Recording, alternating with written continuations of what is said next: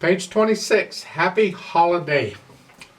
4/4 time, 3 flats. So it's either in E flat major or C minor. Those are the 2 keys and 3 flats. Well, let's look at the last measure. You're ending here. You're ending on a B flat. Well, if you look at the bottom of the page on page 26, you'll notice you change key signatures to 2 flats. Well, 2 flats is B flat major. But so what key does it start in? Well, let's go to the bottom of page 26, the last measure where it changes, and you're here. That's an E flat major chord, so I guess it starts in E flat major and then changes to B flat major. Okay, right hand. Coming in on pickup beat. 4 E and a 1 E and a 2 E and a 3 E and a 4 E. You don't want to do the 1 E and a 2 E anything, just go 1 and 2 and remember the 16th note comes in between them. 4 and 1, 4 and 1 and 2 and 3 and 4. And then lift up.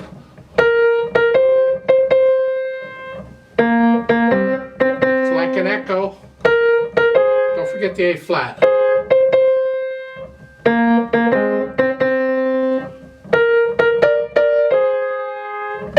And on the 3rd line down, I use a 1/4 on that because I just came off of a 5.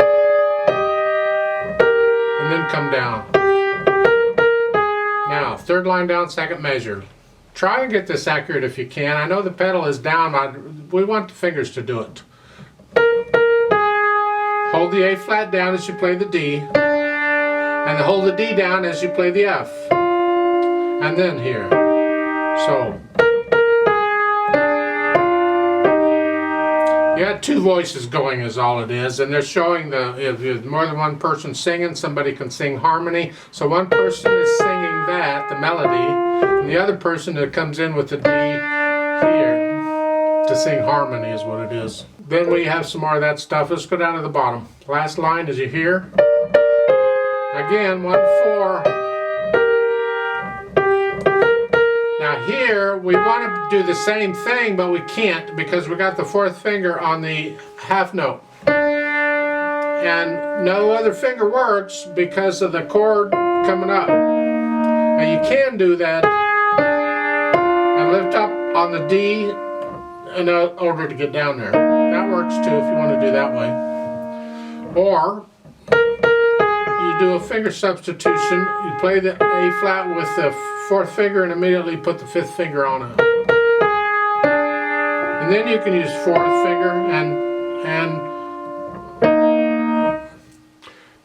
it's up to you on your choice. Their fingering is fine. Just lift up on the D a little early so you can use the thumb again on the B flat. That's fine. That works. And then 3 and 4 and 1 and 2 and 3 and 4 and 1. You almost have to feel this rhythm. It's just so much easier to feel it rather than counting it like this once you get to this point. Because it's like it's swung rhythm. Like swinging as in what we swing the 8th notes. Ba-dee-da. That type of thing, and in my opinion that's more accurate to the effect they want than this dotted rhythm they've written out. So I would suggest you just swing these. Pretend they're even 8th notes and just swing them. And do it all the way through. Of course then with the even 8th notes, it's up to you, but I'd probably swing those too.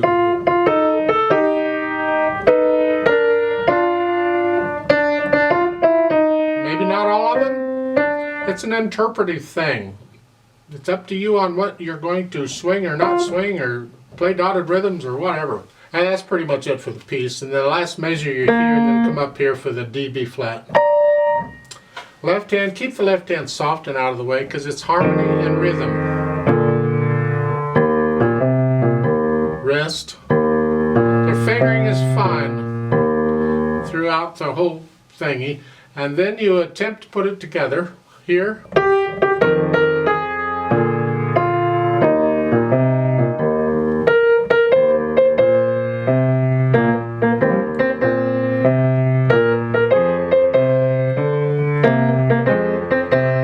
You can't hold these half notes down the full half note and get your hand where it ought to go. You got too much moving to do.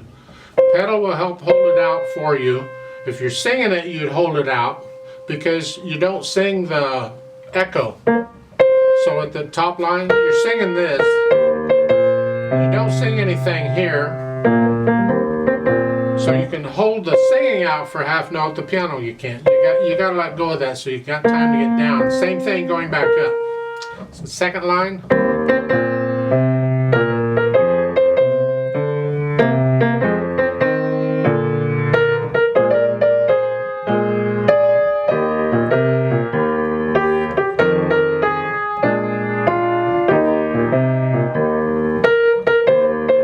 Do that some more.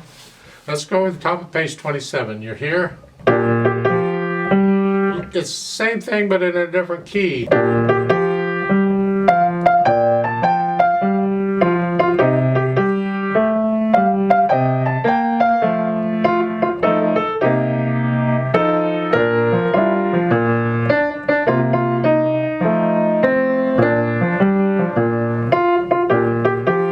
Some more, very repetitious.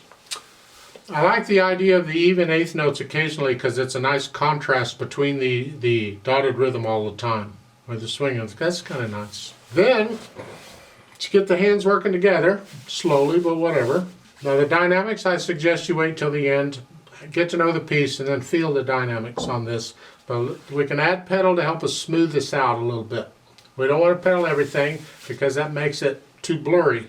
They're simplifying the pedal for you to help keep it simpler. I prefer a nice sound, so we might need to look at this pedal just a bit. It's going to be lag pedal or syncopated pedal, whatever you want to call it. The notes go down first and then the pedal comes down after them. So at the beginning it's here. And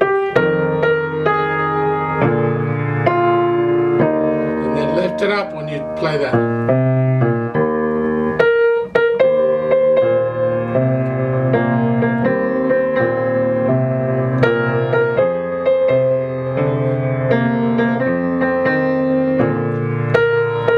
We want to hear the rest in the right hand there. So now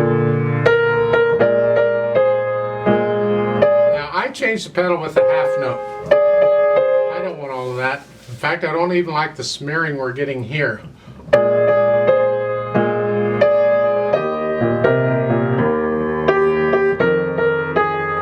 And again, I changed the pedal with a half note.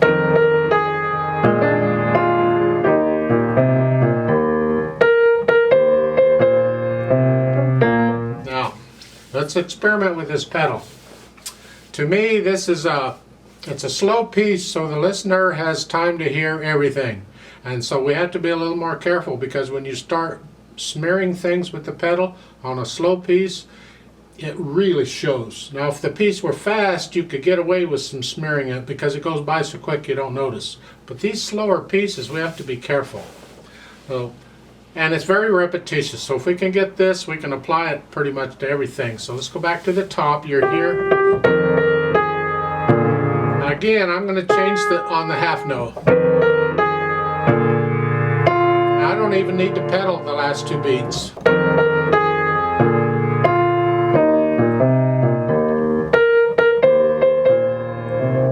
And here I left it on the fourth beat.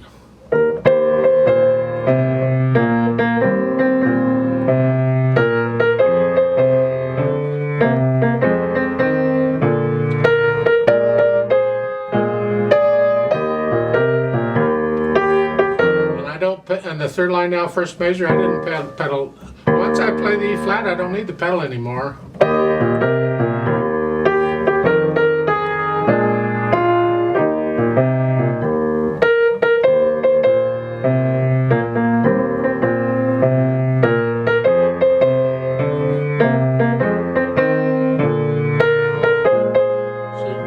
So I'm only pedaling of it, and I absolutely have to keep the left hand legato maybe, but a lot a lot of this you can do with the fingers. That's the beauty of using a legato fingering, is you're not relying on the pedal so much.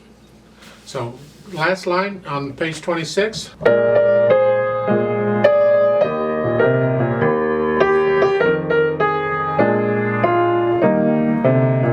And the last measure, I don't pedal like that. I don't pedal that part, just the first beat. And then the page 27 is a similar thing. You have a different pattern in the left hand, doesn't matter, you can play that legato with that finger. So it's here. See, I don't like this. I don't want to smear all that, so I just don't pedal it. I don't need the pedal there. Again.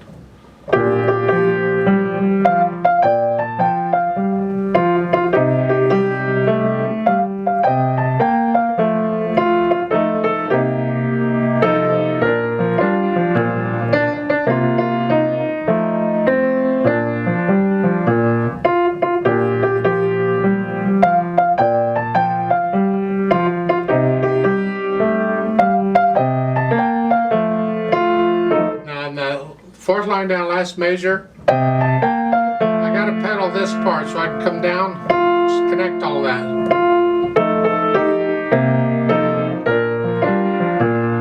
And the last line, second measure, I don't pedal the first beat. And the next measure, I don't pedal the first beat. Now you can. I'm pedaling to connect the chords in the left hand. Here, and pedal, and then here.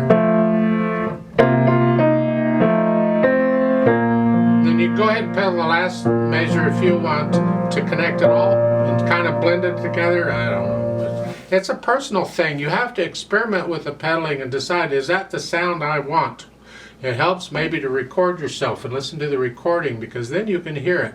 Hear the effect the pedal is having to the overall sound. Now I want to do a slow play with me just to check the notes and the rhythms. I'm not doing any dynamics or any of that. If you want to play along, maybe at least the right hand or whatever, that's fine. I'm going to count in 3 beats and then play it through slowly.